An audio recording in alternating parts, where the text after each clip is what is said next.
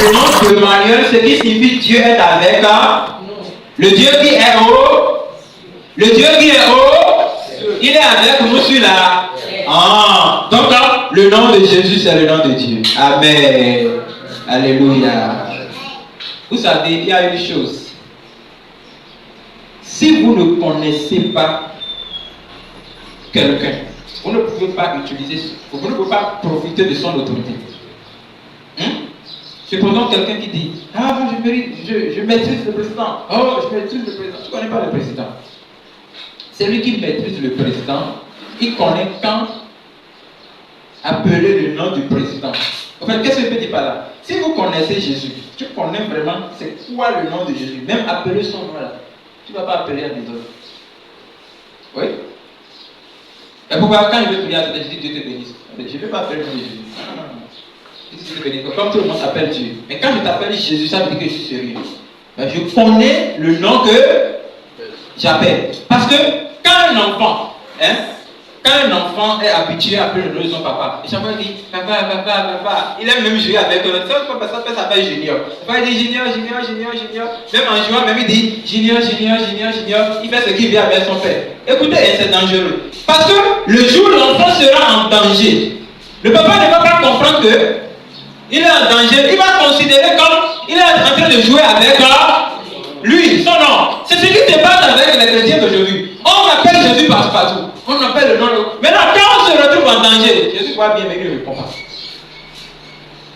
C'est pourquoi la Bible a dit nous devons honorer le nom de Dieu. Amen.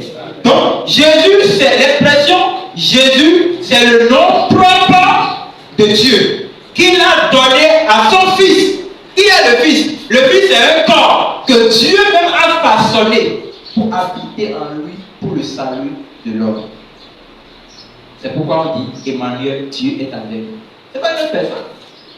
Chose à comprendre, c'est que Dieu n'est pas un homme. Et quand il va quitter le ciel là, personne ne sera là-bas. Il peut être au ciel, être ici, être au Brésil, être en Amérique, être au Gabon, être en Grande-Bretagne, être partout. Lui-même peut devenir mille. Mais il est un. Mais il s'est manifesté en plusieurs manières. Alléluia.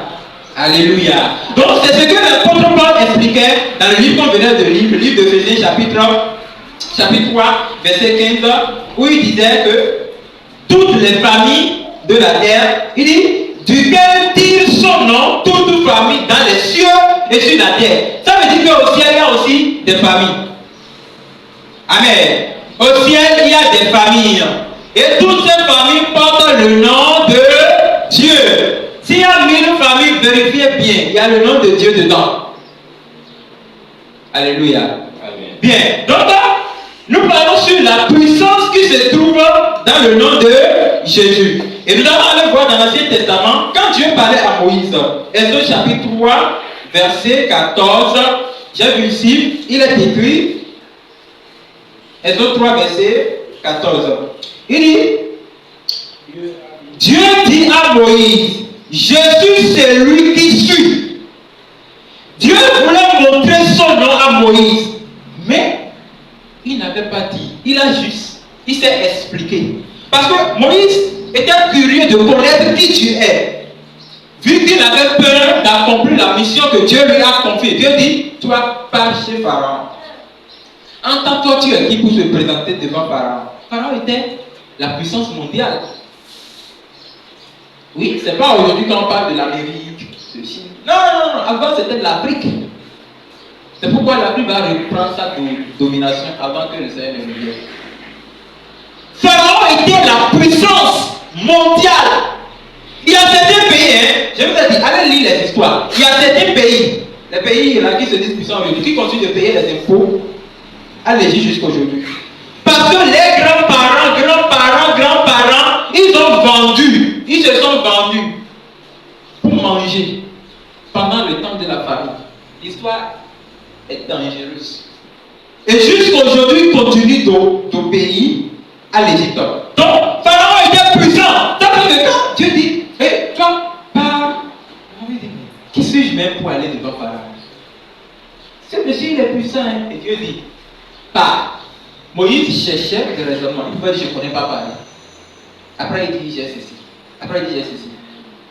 Ah. À l'intérieur, Dieu dit non. Écoute. Quand tu vas partir devant Pharaon, dis-lui que ce n'est pas toi-même qui es venu. Dis-lui que je suis celui qui suis. C'est moi qui t'ai envoyé. C'est lui qui... Ça veut dire quoi? Je suis celui que je suis. Dieu est celui qu'il est. Quand tu veux connaître Dieu, il est celui qu'il est. Après, il dit, et il ajouta, c'est ainsi que tu répondras aux enfants d'Israël. C'est lui qui s'appelle Je suis. Alléluia. Le Jésus de l'Ancien Testament est le Jésus du Nouveau Testament. Ça n'a pas changé. C'est la même personne.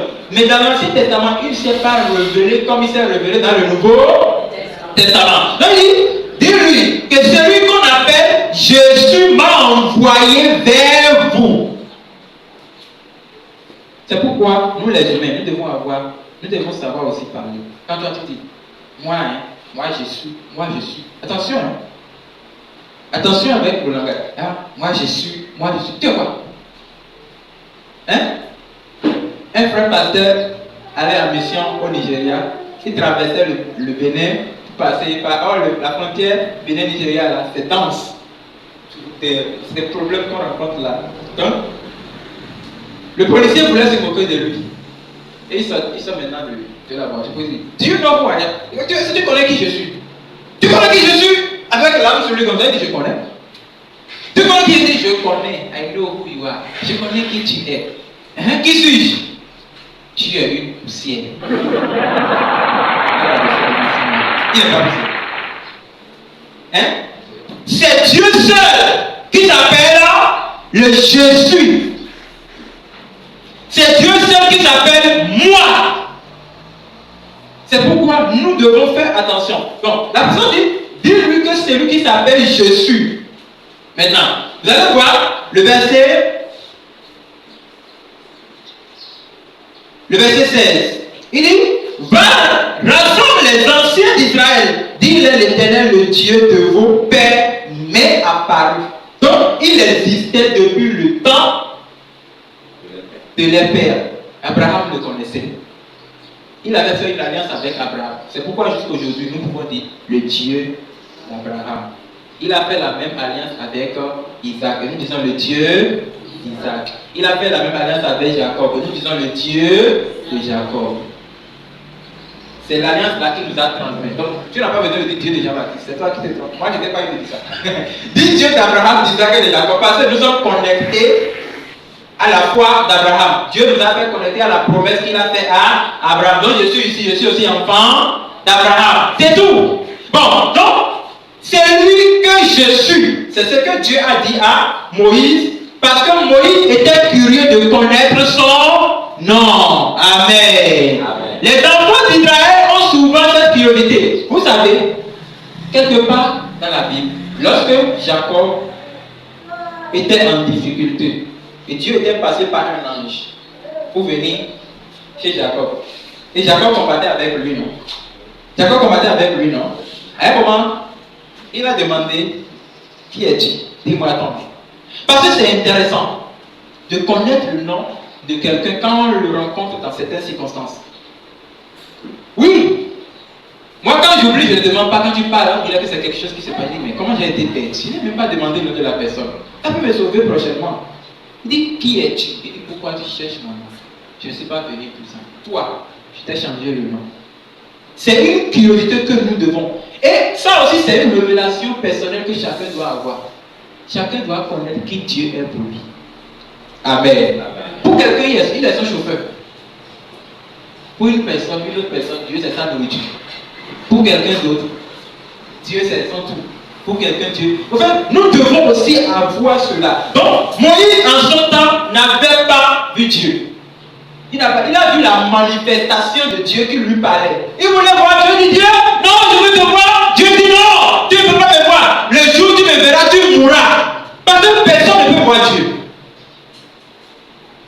Mais quand Moïse persistait, Dieu a fait venir le vent et la montagne qui tremblait. Et il regardait, il voulait regarder. Il est curieux. Hein? Il regardait, il a vu quelque chose comme l'ombre d'un homme. Et Dieu dit, Moïse, tu m'as vu. Il dit, j'ai vu l'ombre d'un homme. Il dit, c'est tout ce que tu peux voir. À part ça, le jour où tu me verras, tu mourras. Personne ne peut voir Dieu. Au contraire, il passe par un homme. Il peut porter le corps d'un homme. Il peut porter le corps. Il peut passer par n'importe quel. Mais le voir directement comme ça. Actuellement, je vous parle. Personne ne peut voir Dieu. Même les anges qui sont au ciel n'ont pas vu Dieu. Dieu, c'est la gloire. On ne peut pas le voir. C'est lui qui le verra mourra. Personne. Jésus a précisé. Il dit, personne n'a jamais vu Dieu. C'est lui qui l'a montré. C'est le Fils unique qui vient du sein de son Père. Même quand nous voyons Jésus-Christ, c'est Dieu qui habite en nous. Nous croyons seulement qu'il est le Dieu. C'est tout. Voir Jésus, je crois qu'il y a un autre Dieu quelque part, c'est être athée. Amen. Donc, et la Bible a précisé qu'après l'Apocalypse, lorsque tout finira, après le règne du millénaire, le corps, Christ disparaîtra.